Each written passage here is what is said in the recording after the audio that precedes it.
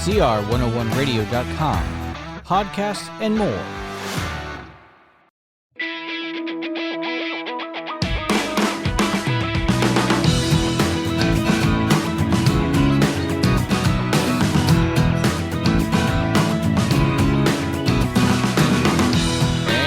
Welcome back to another episode of Preschool Pioneers. I'm your host, Jeremy Walker. You can follow us on our parent network, CR101 Radio, on social media such as Facebook, Twitter, and YouTube. And you can subscribe to this podcast on your preferred platform so you never miss an episode. Visit cr101radio.com for these links. Thank you for joining me again for Preschool Pioneers this week. The title of our episode today is D is for Destination. The importance of understanding which direction we are headed and where we'll eventually end up. Because today I want to share some Bible verses because we want to talk about on this podcast why Christian teachers are so very much important. We need Christian parents, we need Christian teachers, and the world is our field.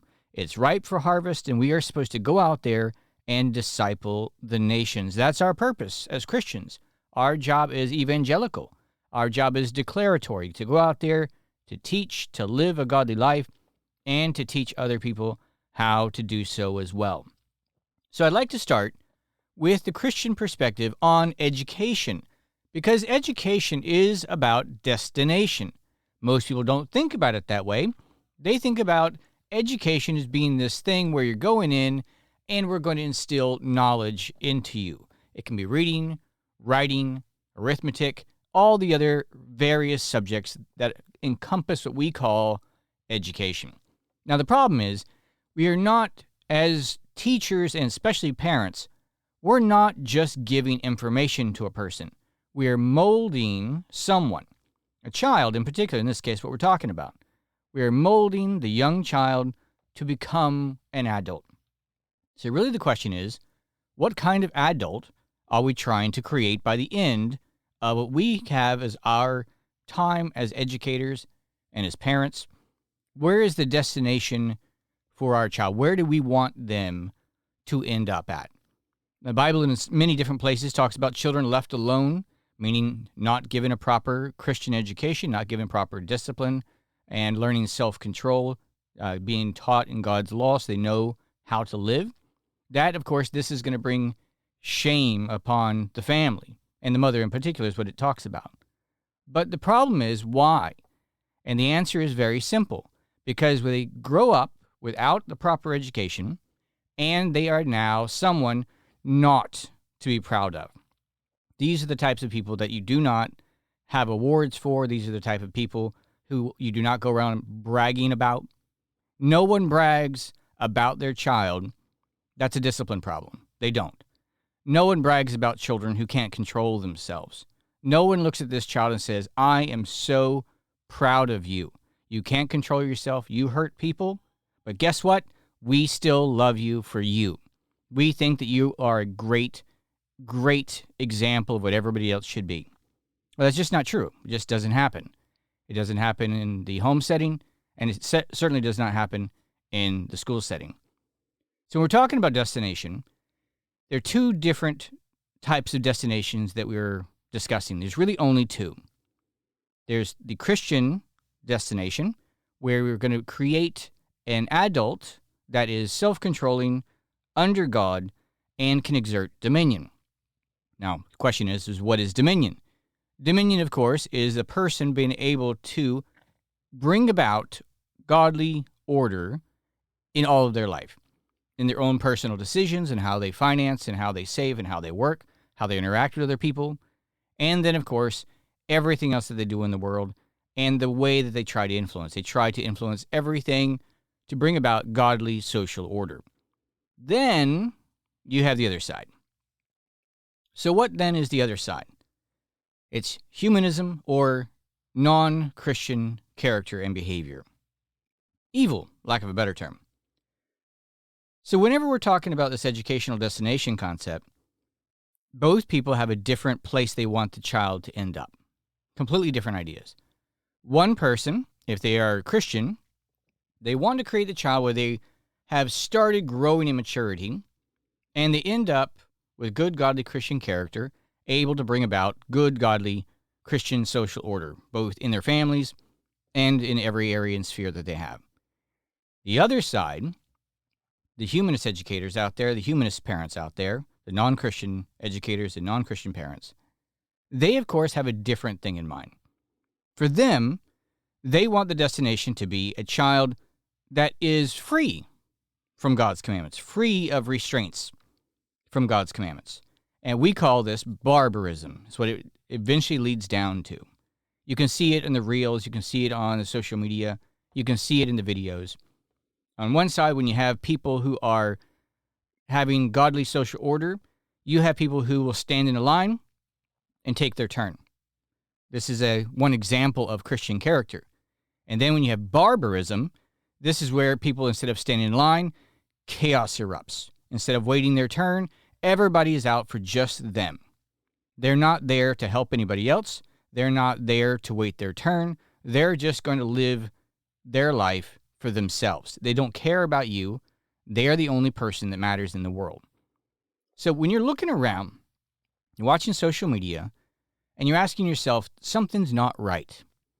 Well, that's what it is. Either we are creating godly social order, or we are creating ungodly social order. Education is all about that. It's about the destination and, of course, creating an end goal. So let me give you some Bible verses. And the Bible is very clear on these types of things. I know that a lot of people, sometimes they get their little key verses in the Bible that they kind of attach themselves to. Sometimes they just believe them to be verses that are inspirational for themselves or for other people. But then, of course, they leave about the other stuff because they read the Bible and they don't think about it. They just don't think about it at all. So I want to give you two Bible verses which are usually not used to describe educators or parents also as educators. And I want to then give you a perspective on why Christian education is so important. And so let's start with Daniel 12. Now, Daniel, of course, is in Babylon, King Nebuchadnezzar, and he is now being given a vision of the future. Daniel has been. And so let's start here with verse 2, and then we can kind of go from there. Verse 2 of Daniel, chapter 12, says this, quote, "And many of them that sleep in the dust of the earth shall awake, some to everlasting life, and some to shame and everlasting contempt. And they that be wise shall shine as the brightness of the firmament, and they that turn many to righteousness shall shine like the stars forever and ever." Unquote. And I'd like to read the second verse as well that I want to talk about as well.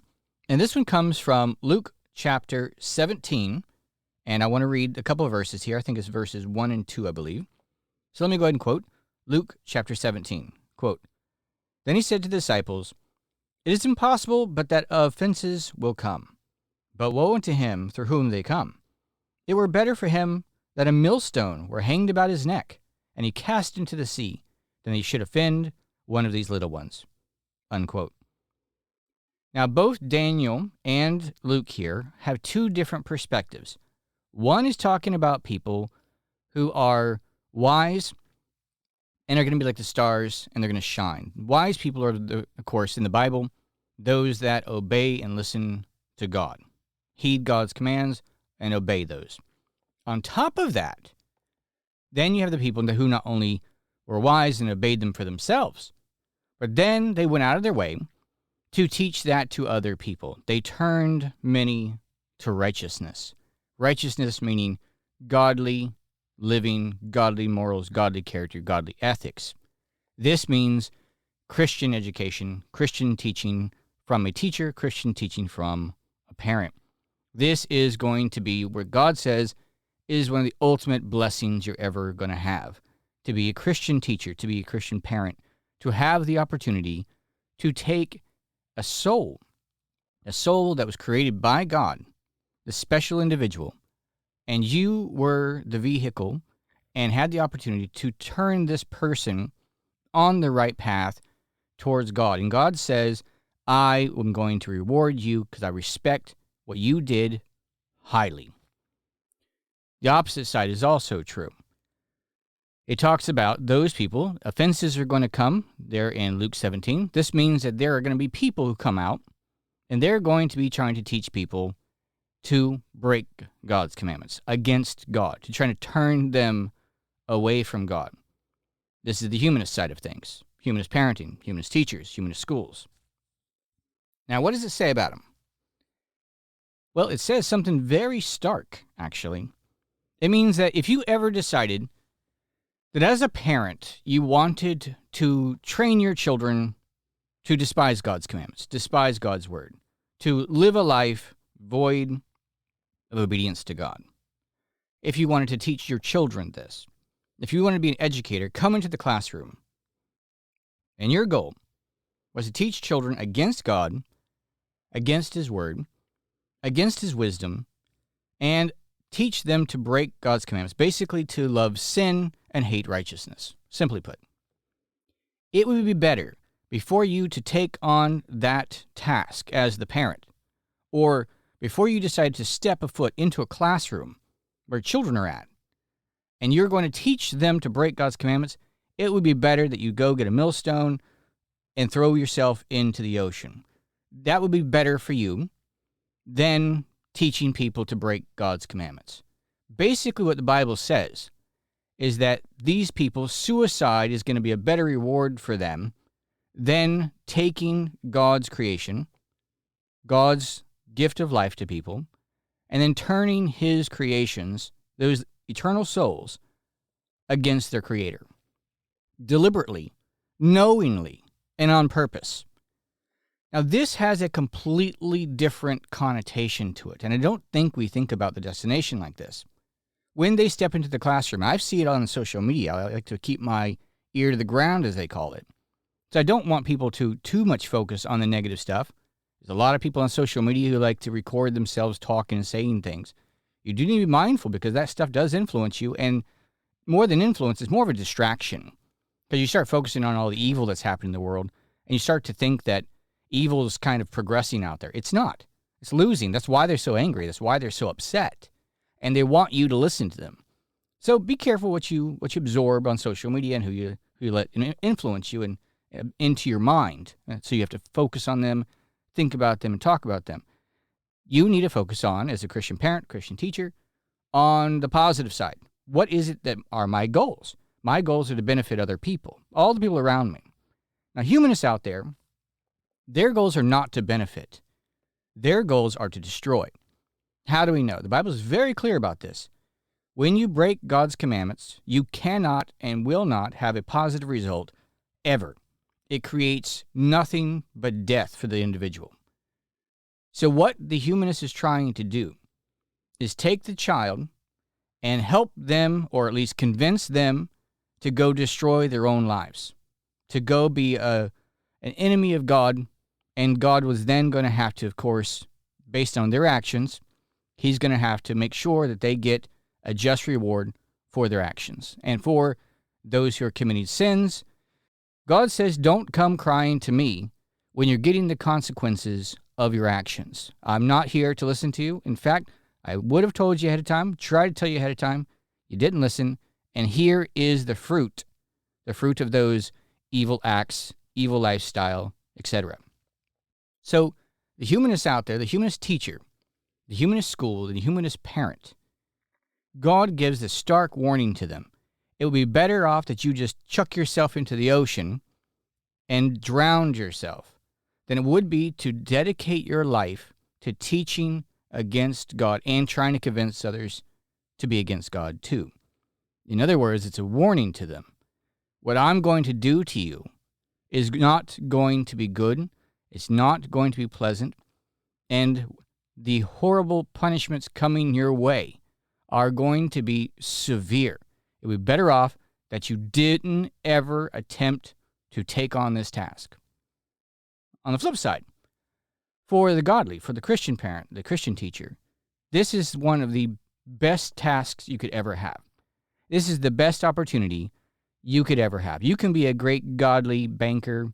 You can be a great godly plumber, any type of job you want, and there's reward upon reward upon reward for good godly behavior and vocation. But Christian parents and Christian teachers, because they are primarily focused on education, their jobs then hold the greatest reward that the Bible dictates to us and gives us revelation about, is those people who are teaching others and turning them to righteousness, turning children to God, telling children to free themselves of their sin and bring themselves to God in submission and obey His commandments. Now, education does not save. If you listen to this podcast or any of its episodes, I've mentioned that quite a few times. Education is not the way of salvation. Education is the way of sanctification. What's the difference? Well, every child is born with a sin nature. They must be born again. It's not something they can do. Only God can do that. And He will bring those to life whom He chooses. Our job, Christian parent, Christian teacher, we're educators. We teach. We promote the idea of obedience to God, and we enforce it. Parents and teachers have coercive abilities. They're supposed to. But here's the point. You're goading the child. You're pushing the child in the direction. The humanists out there are goading children and everyone that would listen to them towards hell, death, and punishment. And the Christians out there, we're trying to goad everybody to the direction of righteousness, life, prosperity, blessing. And that's the difference between the educational directions of humanism versus Christianity. One wants to drag your child off into hell, and one wants to promote your child to move up into the kingdom of God and into heaven. That is the stark difference between the two. And it's not a simple thing. I mean, I was thinking on this subject. I'm a preacher, obviously. I have children myself. And I was thinking on this subject when I was doing a sermon about a week ago. And that thought hit me. The stark contrast between humanistic education and Christian education. The difference in destination, the difference in goals, and the godly perspective of how does God look at those teachers? How does God look at those parents? In one, God says, you would be better off never, ever, ever thinking of doing what you're about to do. It's one of the worst things you could ever do. And it's better off that you just jumped off a bridge into the ocean and never took the task, never even started the task. That's how angry God is with people who deliberately teach others, and specifically children, against Him and against His commandments. Why? It's because you're leading them down a path that is going to destroy them, and you're doing it on purpose. That's evil. That's the definition of evil. You want to harm this person. Christians, however, our job and what we want to promote is we want to be a blessing to these people. We want our children's lives, we want them to thrive, we want them to be happy, we want them to be blessed, we want them to be protected, we want them to be safe, we want them to live a long life with many blessings now and more to come.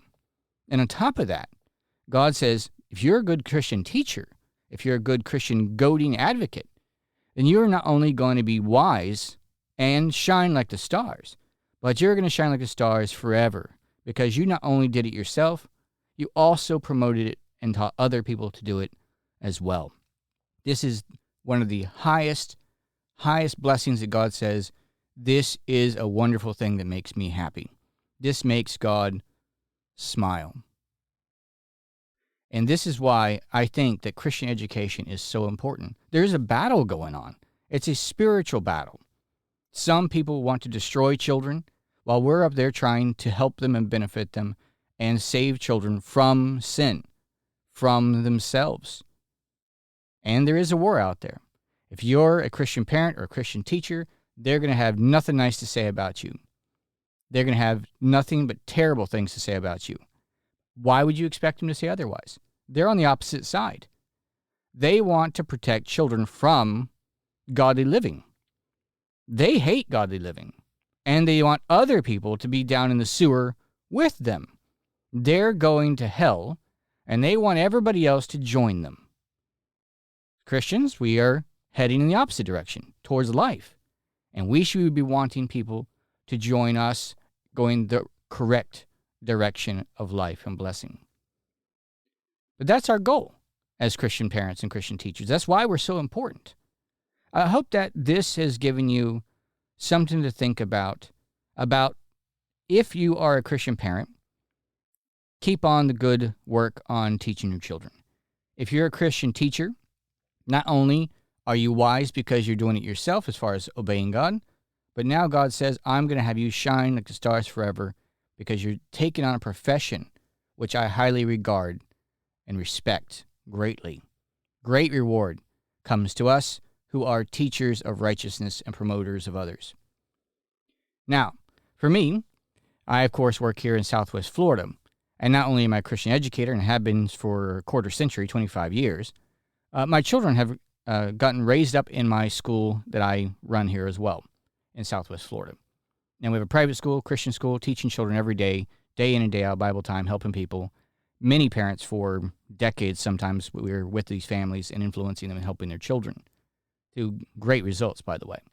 Now, we also have, and this is a little plug for me, we also have materials to help people if you're a Christian parent or a Christian teacher. We have educational materials that can not only help you to teach academically, but also the moral aspects of teaching Bible time and things like that. If you want to look for that information, you can go to our website at cr101radio.com and click on the button for materials. And also beyond all that, if you are a young person and you're thinking about the concept that you would like to engage in something like I'm describing, the most rewardable activity that you could ever possibly do, the best calling you could ever have, with the most rewards, maximum reward, then Christian education is where you want to be. Well, good thing for you. If it's something that you're thinking about getting into, don't go to traditional college. Do not go there. That's just nothing but humanism 101. What you need is somebody who can teach you how to be a Christian educator. And not just the academic side of things, but also teach you how to do it, the practical side of things. Well, you're in luck. We also have what's called an apprenticeship program here in Southwest Florida with our schools. And myself, I'm a product of that. I came to the apprenticeship program back when I was 18 years old, and I wanted to be a Christian educator. And my father-in-law, who started the schools back in 1986, he was my mentor, and he taught me to do exactly what I was hoping I could do. Become a Christian educator and teach children professionally my entire life. Not only that, but I was able to obviously get married to my wife and have 11 children. Now I have grandchildren. And not only did my children grow up in the schools, and I was able to control their education because we worked in our school. It's a family-run Christian school model. And we took care of our families, financially stable, more than that. And my children got to learn practical skills by growing up in the schools. Now they, of course, have grown up, learned how to run Christian schools, and I now have two of my children, or rather three of my children, are now running and managing schools as well on their own. Two of them have started families, have grandchildren now, and so we're now seeing the second and third generation of Christian educators coming into the world. It's a wonderful thing. Great times. Now, if you'd like some information on that, or maybe you would like to think about the idea that maybe you'd want to become a Christian educator, maybe you'd like to learn how to do it, and maybe you're just going to go to the people who are wildly successful and know exactly what to do, that would be us. You can contact us by looking at our website, cr101radio.com, and click on the button for apprenticeship. There's some information on there. You can read about it. It advertises this podcast, of course. There's a questionnaire on there. And if you answer no to any of them, yeah, you're definitely not a Christian educator. And, of course, you can see that our materials are there. You can find out where to buy those things. We have a Christian preschool in a box, which is everything we'd ever need. We built our own curriculum. And we really are Christian preschool pioneers, and we really know what we're doing. So if that's of interest to you, we also want to spread to help you earn a maximum reward. So I suggest you contact us if you can from our website, cr101radio.com. And the apprenticeship, there is a contact thing there as well for a form. And we'd be glad to reach out to you. Once again, you'll probably end up with me. And we'll be glad to talk to you. But that's my little plug there, because I really do want to understand, or help people understand, to get a passion for the most rewardable vocation they can have. God is the one who says that he is going to reward those who are wise and obey his commandments.